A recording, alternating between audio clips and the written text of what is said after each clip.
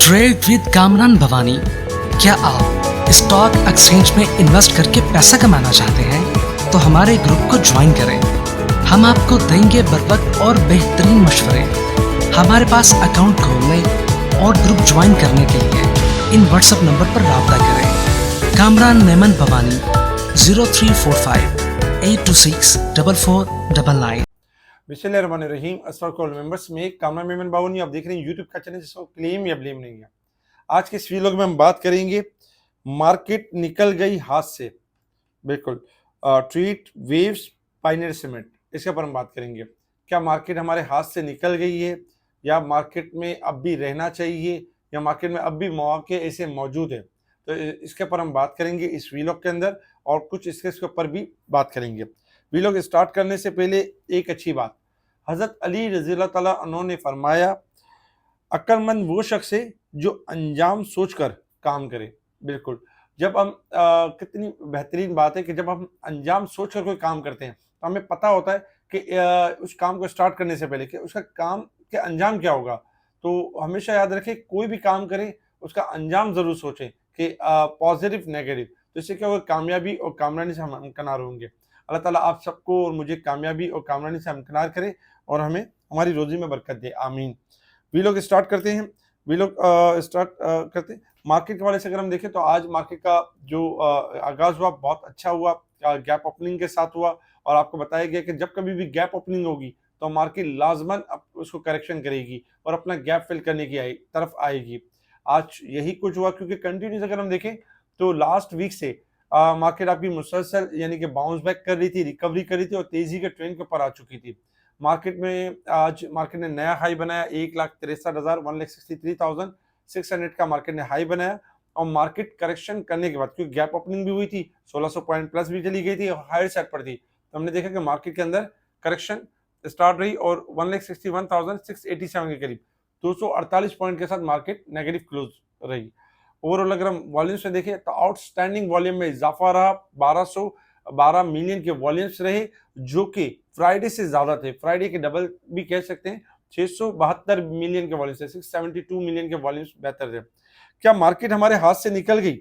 जैसे कि आज जो मार्केट में गिरावट रही तो उससे क्या लग रहा है, क्या मार्केट दोबारा से गिरने वाली है या मार्केट जो है वो दोबारा से मंदी स्टार्ट हो गई? जी नहीं, बिल्कुल नहीं। मार्केट ने अगर हम देखें तो कंटिन्यूस मार्केट रिबाउंड कर रही थी, बाउंस बैक कर रही थी और आज कुछ ट्रैप इस तरह का था कि जो बड़े स्क्रिप्ट थे उनको नहीं चलाना था, उनको थोड़ा सा स्टार्टिंग में जैसे बड़े फौजी को चला दिया, उसके पॉइंट अच्छे खासे हो जाते हैं, फिर दूसरे भी स्क्रिप्ट चले। लेकिन आज जो मेन काम था वो छोटे आइटम के ऊपर काम था, छोटे आइटम्स के अंदर वॉल्यूम्स भी जनरेट करना था मकसद, और सेकंड नंबर पे उनको बाउंस बैक भी करना था। इसी वजह से हमने देखा कि जब मार्केट 1600 से गिरावट हो रही थी तो उस वक्त छोटे छोटे आइटम्स ऊपर के लॉक मार रहे थे, जैसे टेलीकार्ड ने लॉक मार दिया, एफएनएल ने लॉक मार दिया। इसके साथ ही अगर हम देखें तो और भी छोटे छोटे आइटम्स की रैली बनी, बीको ने कैप मारा, बीको स्टील स्टार्ट हुआ स्प्लिट होने के बाद। अक्सर लोग परेशान हो रहे हैं कि 70 वाला शेयर 7 रुपए पे कैसे ओपन हो गया, ये कोई जादुई करिश्मा तो नहीं हो गया? नहीं, कोई जादुई करिश्मा नहीं हुआ, स्प्लिट हुआ है। स्प्लिट स्प्लिट का मतलब ये होता है कि कंपनीज आजकल अपने आप को स्प्लिट करती हैं और कोई 10 टाइम पे करती है, कोई 5 टाइम पे करती है, कोई मुख्तलिफ टाइम पे करती है। तो बीको 70 रुपए करीब 10 टाइम के ऊपर स्प्लिट हुआ। जिनके पास 1000 शेयर थे उनको 9000 शेयर मिल गए और स्प्लिट होने के बाद उसका रेट 7 रुपए खुला। आपके शेयर की क्वांटिटी 10,000 पूरी हो गई और 7 रुपए खुला। 10 को अगर आप 7 से मल्टीप्लाई करें तो 70 रुपए का रेट ही बनता है। इस वजह से आज बीको ने भी कैप मारा। इसी तरीके से अगर हम देखें छोटे छोटे आइटम में वेव्स चला, छोटे आइटम चले, मिक्स आइटम चले, सीपीबी को कैप लगा, ट्रेड कॉर्पोरेशन चला, पीआईए ने थोड़ा सा बेहतर परफॉर्म किया और बाकी स्किल्स भी चले। तो आज कुछ इस तरह से था कि मार्केट हाथ से नहीं निकली है। मार्केट में जो बड़े स्किल्स थे उनमें थोड़ी सी करेक्शन आई और जो छोटे स्किल्स थे वो लाइन अप हुए और अल्हम्दुलिल्लाह अगर हम ओवरऑल अगर रिव्यू करें तो मार्केट आज एक बेहतर तरीके से क्लोज रही है और मार्केट के अंदर वॉल्यूम्स भी आए और छोटे स्किल्स ने आज परफॉर्म भी किया है, बड़े स्किल्स में भी कुछ स्किल्स ने परफॉर्म भी किया। अच्छा, तो अगर हम फिपिलिपी डेटा को देखें तो फिपिलिपी डेटा में फॉरेन कॉर्पोरेट सेलिंग साइड पर थे फ्राइडे वाले दिन और जबकि ओवरसीज पाकिस्तानी बाइंग साइड पर थे।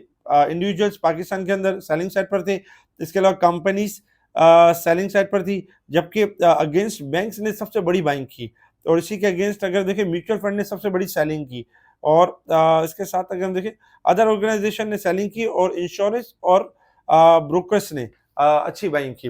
तो ओवरऑल अगर हम देखें तो फ्राइडे वाले दिन भी अच्छी बाइंग रही।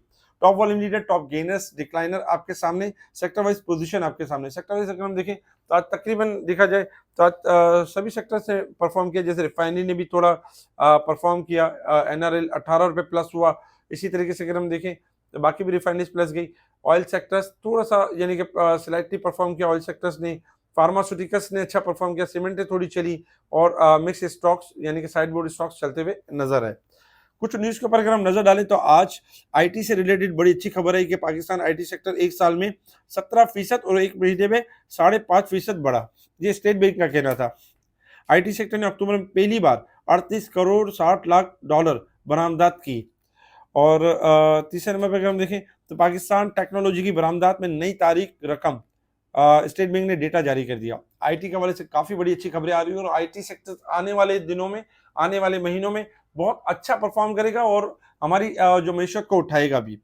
अच्छा, इसके सैलरी के हवाले से अच्छी खबर थी कि सैलरी ने 2 मेडिसिन का आगाज कर दिया कनाडा के अंदर, तो ये सैलरी के लिए बहुत अच्छी है। बिजनेस कॉन्फिडेंस जो है वो स्लिप हुआ है, लेकिन अगर हम देखें तो स्टिल बीट्स लास्ट ईयर का जो फिगर था उसको तो बीट किया है, लेकिन थोड़ा सा कम हुआ है। पाकिस्तान में अक्टूबर में 179 मिलियन डॉलर की एफएडीआई यानी फॉरेन डायरेक्ट इन्वेस्टमेंट रिकॉर्ड की गई, जिसमें सर फहरिस्त था अक्टूबर में 38 मिलियन डॉलर से ज्यादा खालिज आमद जो आमद हुई है वो चीन की तरफ से हुई है, क्योंकि चीन सबसे बड़ा सर फहरिस्त था। मैक्टो फूड ने मुस्तकबिल में एक्सपेंशन के लिए देखा जाए तो 13.21 एकड़ का प्लाट हासिल कर लिया, यानी एक्सपेंशन करेगा। अच्छी खबर है मैक्टो के लिए। अपकमिंग बोर्ड्स मीटिंग्स में ये रिजल्ट होंगे आने वाले दिनों में। बीएपीएल, होंडा कार, टीपीएल, एक्साइड, इनके रिजल्ट अनाउंस किए जाएंगे। ये खबरें थी जिसके ऊपर मार्केट ने रिएक्ट किया और हमने देखा कि मार्केट में जो आज यानी गैप ओपनिंग को फिल किया गया और मार्केट अगर देखा जाए तो स्लाइटली नेगेटिव के साथ 248 पॉइंट के साथ नेगेटिव क्लोज रही। इंटरनेशनल लेवल्स के ऊपर अगर हम देखें तो इंटरनेशनल लेवल्स के ऊपर इस वक्त क्रूड ऑयल ट्रेड कर रहा है $59.89 के पास। क्रूड ऑयल अगर हम देखें तो एक रेंज बाउंड परफॉर्म कर रहा है 59 से लेकर 61 का लेवल अगर ब्रेक कर जाएगा तो 62 से लेकर 65 तक जा सकता है।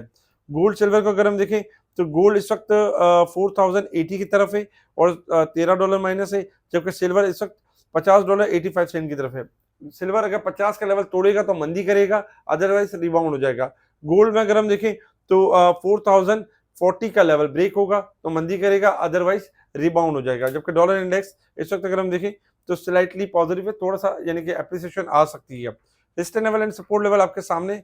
इसमें अगर हम देखें तो मार्केट वीकली बेसिस पे जो स्टार्ट हुआ है 854 पॉइंट ओवरसोल्ड है, जबकि मंथ के हिसाब से 1118 पॉइंट्स ओवरबॉट है और जबकि साल के हिसाब से 25,894 पॉइंट ओवरबॉट साइड पे यानी ये परफॉर्म कर रही है। अच्छा, अब आ जाते हैं टेक्निकल चार्ट की तरफ कि मार्केट ने मूव किस तरीके से करना है और हमारी स्ट्रैटेजी क्या होगी। देखिए, टेक्निकल चार्ट को हम डेली बेसिस पे फॉलो करते हैं और उसी के बेसिस के ऊपर अगले दिन का व्यू बना रहे होते हैं। टेक्निकल चार्ट के ऊपर ब्रेकआउट हुआ था 1,60,000 और नेक्स्ट टारगेट जो था आपको बताया गया था फ्राइडे वाले दिन के 1,63,000 हमारा टारगेट होगा और इसको अगर मार्केट सस्टेन करेगी तो फर्दर एक्सटेंड करेगी अपने टारगेट 1,65,000 से लेके 1,67,800 तक। तो हमने ये देखा कि आज के दिन में जब मार्केट गैप ओपनिंग के साथ स्टार्ट रही तो 1,63,000 का लेवल तो ब्रेक किया, लेकिन उसको सस्टेन नहीं कर सकी, जिसकी वजह से हमने देखा कि मार्केट के अंदर थोड़ी करेक्शन हमें नजर है, क्योंकि काफी दिनों से जो मार्केट गेन कर रही थी उसमें थोड़ी एडजस्टमेंट हुई है। इसको हम खराबी नहीं कहेंगे, इसको एडजस्टमेंट कहेंगे। अभी भी मार्केट आपकी जो है वो तेजी के ट्रेंड के ऊपर है।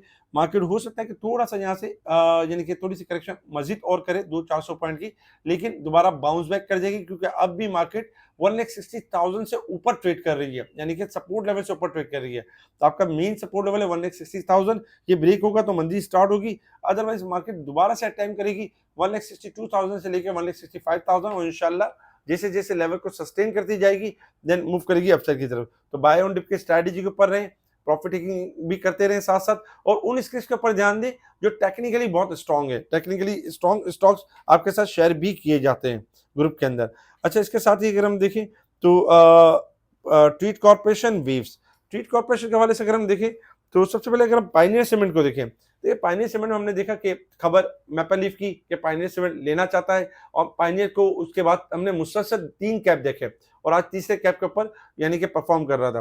देखिए पायनियर सीमेंट ने 280 का जो मेजर रेजिस्टेंस लेवल था उसको ब्रेक कर दिया। 280 आपका स्टॉप लॉस बन चुका है और जिनके पास रखे हो उनके लिए ये बात है कि 280 अगर ब्रेक करेगा तो अपना गैप फिल करेगा, अदरवाइज 280 का लेवल ब्रेक नहीं करता है तो अपकमिंग जो नेक्स्ट लेवल है वो 300 यानी कि 300 के पास, यानी कि 304 के पास पहला रेजिस्टेंस लेवल है और दूसरा रेजिस्टेंस लेवल जो आ रहा है वो 315 के पास है। ये दो लेवल अगर ब्रेक होंगे तो उसके बाद मजीद स्ट्रांग हो जाएगा 325 से लेकर 350 360, लेकिन दो रेजिस्टेंस लेवल का सामना होगा, एक 304 का और एक 315 का। तो ये दो लेवल आपने याद रखने हैं, जिनके पास भी रखे हुए वो स्टॉप लॉस के साथ या वहां पर रेजिस्टेंस लेवल के पास प्रॉफिटिंग कर सकते हैं और जैसे लेवल ब्रेक कर जाए तो नई बाइंग कर सकते हैं स्टॉप लॉस के साथ।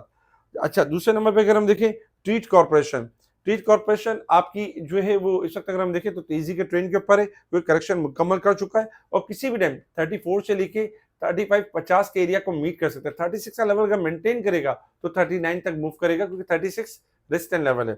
इसी तरीके से अगर हम देखें वेव्स, वेव्स कॉर्पोरेशन काफी टाइम से बेहतर चल रहा था, 16-17 रुपए 16 रुपए तक गया था, फिर करेक्शन ली, करेक्शन मुकम्मल हो गई और करेक्शन मुकम्मल करने के बाद अगर हम देखें तो 13.50 स्टॉप लॉस बनता है और अपकमिंग टारगेट जो है 15 से लेके 16 तक जा सकता है, लेकिन 16 के पास अगर हम देखें तकरीबन अगर हम देखें 15-16 तक जा सकता है, लेकिन अगर शॉर्ट में अगर हम मेन रेजिस्टेंस लेवल देखें वेव्स का, तो वेव्स का रेजिस्टेंस लेवल बनता है तकरीबन 16 के आज 16.5 के पास रेजिस्टेंस लेवल बनता है। अगर 16.5 का लेवल ब्रेक करेगा तो फिर मजीद नई तेजी करेगा, अदरवाइज वहां पे प्रॉफिट टेकिंग आ सकती है। अच्छा, कुछ कमेंट्स की अगर हम बात कर लें, कमेंट्स में अगर हम देखें सी एनर्जी, देखिए सी एनर्जी बहुत स्लो परफॉर्म करता है, एक्यूमुलेशन होती है और फिर एक जब रिफाइनरी की न्यूज आती है तो फिर ये परफॉर्म करना शुरू करता है, 8 8:30 9 तक जाता है। तो बाय ऑन डिप की strategy जिन्होंने होल्ड किया हुआ है लॉन्ग टर्म के लिए वो होल्ड रखें क्योंकि ये कंपनी स्लो परफॉर्म करती है। इसी तरीके से एफ और डब्ल्यू एस एल, अगर हम एफ को देखें तो एफ भी स्लो परफॉर्म कर रहा है क्योंकि रिसेंटली एक अच्छा परफॉर्म किया था और अभी तक करेक्शन फेज के अंदर है। 8 रुपए का लेवल ब्रेक करेगा तो इसकी करेक्शन बंद हो जाएगी और दोबारा मूव करना शुरू करेगा। डब्ल्यू देखें तो डब्ल्यू भी इस वक्त देखा जाए तो ओवरसोल्ड के पैटर्न के ऊपर है, 7.25 का लेवल जैसे ब्रेक करेगा इंशाल्लाह रैली स्टार्ट हो जाएगी, 7.5 से लेकर 8 तक की रैली स्टार्ट हो जाएगी। इसके साथ ही अगर हम देखें तो काफी तारीफों के भी कमेंट्स है, बहुत बहुत शुक्रिया, थैंक्स फॉर एप्रिसिएशन कमेंट्स। कॉसम चलना शुरू हो गया है, 7.60 7.80 8 रुपए रेजिस्टेंस लेवल होगा। इसी तरीके से अगर हम यूनिटी देखें, यूनिटी थोड़ा सा एक्यूमुलेट हो रहा है और इंशाल्लाह परफॉर्म करना शुरू करेगा। इसके अलावा टैली कार्ड के हवाले से पूछा गया है, टैली कार्ड का 12.80 रुपए रेजिस्टेंस लेवल है, अगर ये ब्रेक कर जाएगा तो मजीद रैली कंटिन्यू रहेगी 13 13.5 की, वहां 12.80 के पास प्रॉफिटिंग आ सकती है, एहतियात के साथ ट्रेडिंग करें। डब्ल्यूटीएल के बारे में पूछा गया, डब्ल्यूटीएल अपना रिवर्सल ट्रेंड बना चुका है और इंशाल्लाह एक्सपेक्टेड है कि 2 सवा 2 ढाई तक यानी कि मूव दिखा सकता है और एक अच्छी रैली कर सकता है।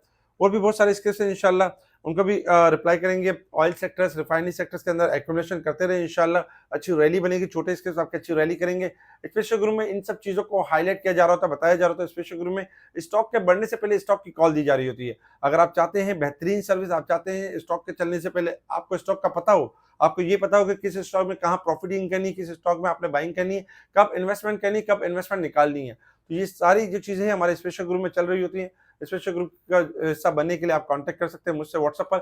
आपका कहीं पे भी अकाउंट है उसके लिए आप कांटेक्ट करें, आपको तरीकेकार बताया जाए किस तरह आप हाउस बदल सकते हैं, किस तरह शेयर्स ट्रांसफर कर सकते हैं, किस तरह अपने आप को चेंज कर सकते हैं। इसी तरीके से अगर हम देखें तो मुनीर खनानी की किसी भी ब्रांच के अंदर आपका अकाउंट आप चाहते हैं स्पेशल ग्रुप में ऐड होना चाहते हैं, उसके लिए भी आप मुझसे कांटेक्ट कर सकते हैं व्हाट्सएप पर। आपको बताया जाएगा किस तरह एक ईमेल के को प्रोसेस को फॉलो करते हुए आप स्पेशल ग्रुप का हिस्सा बन जाएंगे। जो चाहते हैं डायरेक्ट अकाउंट ओपन करना चाहते हैं वो डायरेक्ट हमसे रब्ता करें, मेरी टीम से रब्ता करें, मुझसे रब्ता करें, आपको तरीकेकार बताया जाएगा और डायरेक्ट स्पेशल ग्रुप में एंट्री दी जाएगी। हमारे इस वीडियो को लाइक करें, सब्सक्राइब करें, आगे फॉरवर्ड जरूर करें और कमेंट्स देना ना भूलें। ठीक है जी, शुक्रिया। कामना मेमन बावानी, अल्लाह हाफिज़।